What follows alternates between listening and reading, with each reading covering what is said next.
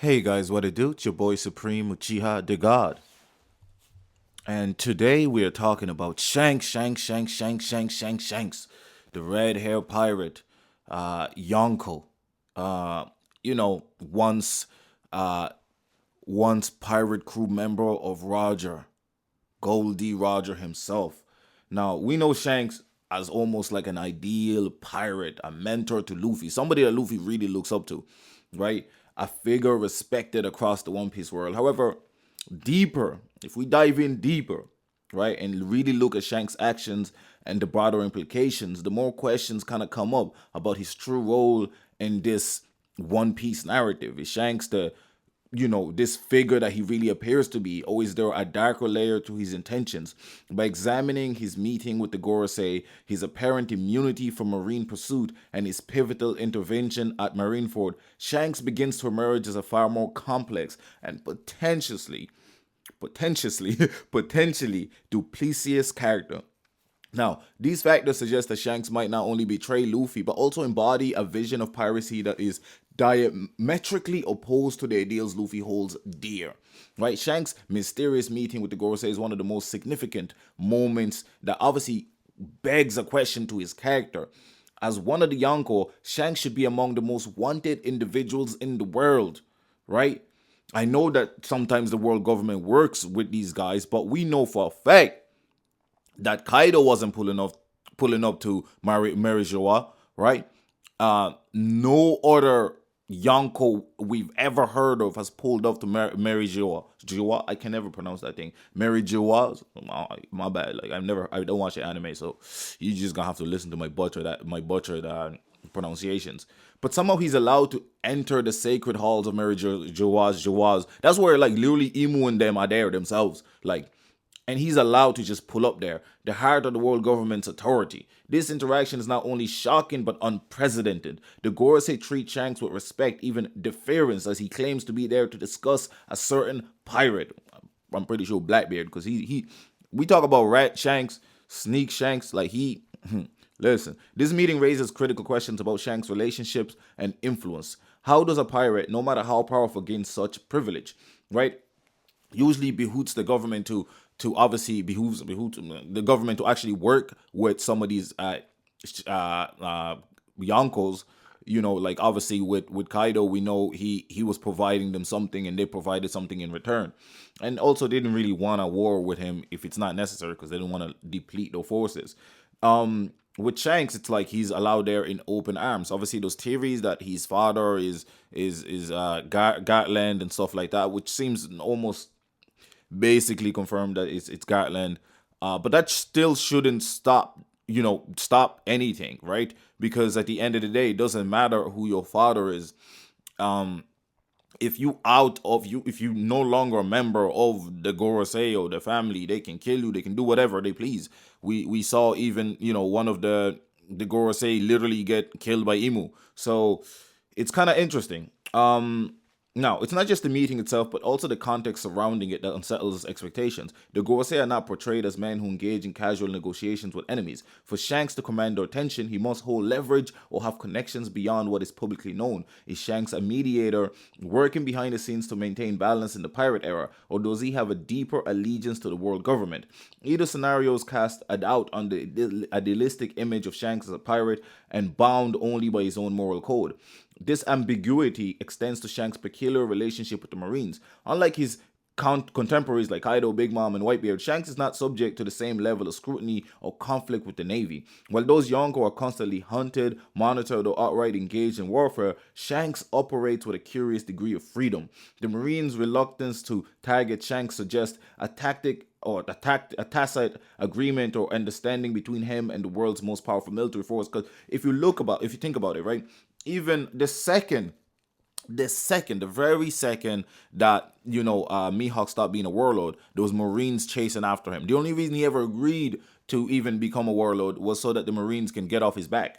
Right? We know that the world government works with these people, but to bring them to Mary Jawaz just seems insane.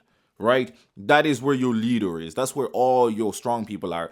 If he betrays you, that just weakens you a ton. Because now, Imagine if Shanks brought his whole pirate crew and attacked Joa directly. That's pandemonium. So it doesn't really make sense that you would allow him up there with freedom like that, right? This leniency further complicates his role. Is Shanks deliberately avoiding confrontation, or does his influence extend into the upper echelons of the Marine hierarchy, right, or the world government? His actions during the Marineford War exemplifies this complexity. Now let's think about it. Shanks' arrival is obviously cool as hell, celebrated as heroic. He brings the war to an abrupt halt in preventing further loss of life, because obviously a lot of people on both sides lost a lot of lives, and he's coming up fresh with a full crew. But the timing of his intervention kind of raises significant questions. Shanks only arrives after Whitebeard and Ace have fallen, ensuring that the Marines' victory remains uncontested and the balance of power significantly altered in their favor. In fact, I actually think he probably only arrived there because Blackbeard pulled up, and I think he does not want Blackbeard to succeed, because I think Blackbeard is the counter to Luffy. And as a result, I think if Blackbeard reaches the One Piece, I think nobody can take it. But I think if Luffy reaches the One Piece, I think Shanks wants to take it from him, right? By force. We'll get to that. If Shanks intended to protect Ace or Whitebeard, why did he wait until the damage was irreparable, right?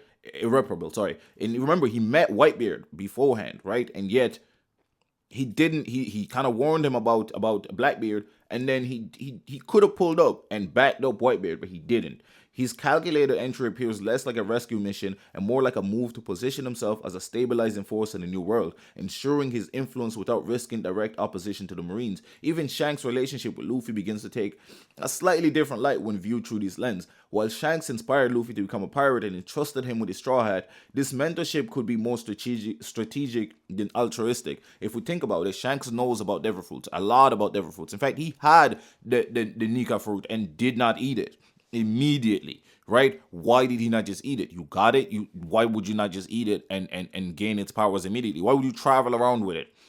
I think he knew that the fruit needed to pick, right? Needed to pick. I think what he understood from, Laugh Tale and from Goldie Roger and that is that the fruit, or whoever has this Nika fruit, is the person that can unlock the One Piece. And like Goldie Roger said, he was there too early. So if you think about it, he knows this information, gets the Nika fruit, and he's like, if I just eat it, it probably won't work, right? Maybe I'll travel around and see who its natural person is supposed to be, and they will probably end up eating it. Now, how he knows this, we'll figure out more details as time comes by. But I think he knows a lot more about things than he lets on. Like he said, he knows about Blackbeard and how strong he is, even before Blackbeard ate any fruits. Okay, so, and Blackbeard left him with that scar. So that just says something about Blackbeard, that he's hiding a lot of things. Okay, so this is what obviously happens. I think when Luffy eats it, he realizes that, oh, this is the kid that can unlock the One Piece. This is what Goldie Roger meant by it will be, and it might have even been by accident. He might have just been taking his time to eat it. You know what I'm saying? Like, we got this thing. We can take our time. We're gonna get to the One Piece. And then as soon as it happened, he realized, he clocked in his head, the fruit chose him. That's why he went in there and ate it. This is the kid that can unlock the One Piece for us, and then we can just take it from him. Kill him if we have to. Right? Now, listen. Let's think about it. Now, Shanks was a member of Goldie Roger's crew and possesses an intimate understanding of the One Piece and the truths of the Void Century. And remember, he also hopped up the damn boat in order to take care of Buggy. That doesn't sound very pirate-like. If Shanks is aware of the larger forces at play, then his interaction with Luffy may serve a purpose far greater than encouraging the dreams of a young boy. Luffy may be a pawn in Shanks' broader scheme, a means to an end that only Shanks fully comprehends. Shanks' connection to Roger's legacy further complicates matters. As someone who stood at the Pirate King's side, Shanks has inherited not only Roger's ideals, but also the burden of shaping the next era. However, what Shanks seeks to build is unclear.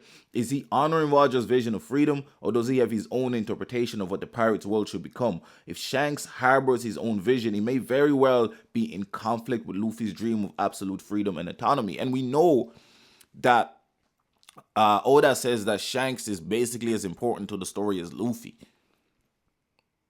Because I think at the end of it, the true villain of the story is not even Blackbeard. I think it's actually going to be a three-way contention between Shanks, Blackbeard, and Luffy. I think these three characters are the pivotal driving force of the story. What emerges is a portrait of Shanks that is far more intricate and enigmatic than the noble image many fans hold. His actions, relationships, and decisions suggest a character who is deeply involved in the political and philosophical battles shaping the One Piece world. He may not be the pure-hearted pirate that Luffy idolizes, but rather he's probably a manipulator, a strategist, and perhaps even a pragmatist who prioritizes balance over idealism. And why he does that, I suppose we're going to have to find out when we get the Shanks backstory. As the story edges closer to its conclusion, the truth about Shanks will inevitably come to light. And remember, he denied chasing after One Fruit early, or the One Piece early, after Goldie Roger died. Because he must have figured, if Goldie Roger is telling everybody to go there, it must mean that the One Piece isn't something that just anybody can get, but it's rather, if everybody goes there, the person that's supposed to get it will be able to unlock it. And if that person is able to unlock it, others can take it from them. Right? Whether he's revealed as an ally or an adversary, one thing is definitely certain. Shanks is not a man bound by simple loyalties. His role in Luffy's journey in the fate of One Piece world will likely challenge everything we thought we knew about him. In the end, Shanks may stand as both Luffy's greatest inspiration and his ultimate betrayal. But what do you guys think? Am I tripping? Am I reading too far into this? Oh, am I spitting? Subscribe, like, leave a comment, let me know. I'm out.